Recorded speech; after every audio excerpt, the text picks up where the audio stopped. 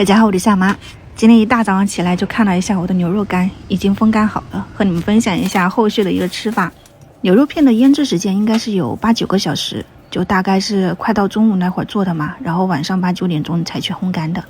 你看一下状态，它腌好是没有啥水分的哈，还是回顾一下，我怕到时候看了这个又不知道，还往上一个视频去看一下。就是5斤的牛肉片，你给它顺着纹理切，那个生姜啊、葱啊、洋葱，然后5斤牛肉我放了15克的盐，然后一点点酒汁，就是甜酒汁，它可以代替白糖，然后一点味精，一丢丢的五香粉。你喜欢吃麻味的话呢，你可以放一点这个青花椒和花椒，一点点辣椒粉。就做出来的口感我觉得很淡，但是它又不是说很寡淡的味道，我觉得还是挺好的，混合的一种风味。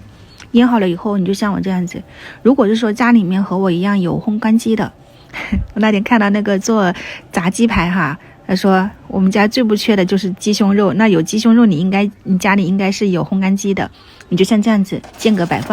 放进去。那没有这个机器，那你可以直接把它吊起来放到室外去给它通风风干。这个天气很冷嘛，冷风一吹也很快的，大概也就是2、3天的事情。我是大概60度烘了有5个小时，这个温度和时间只供参考，有时候我们切的厚度啊，然后大小不一样，你就看最后的状态。我这个拿出来给你们捏一下，其实它算是8、9成干，它还有一点软度。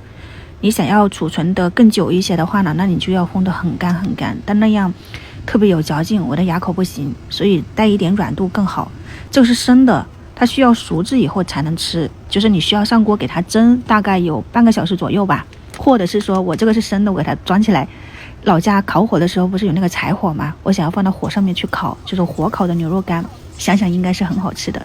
用个擀面杖给它捶一捶，你们如果做牛肉干也可以稍微的留一点去老家试一下。然后这个蒸熟的牛肉干你直接就可以吃，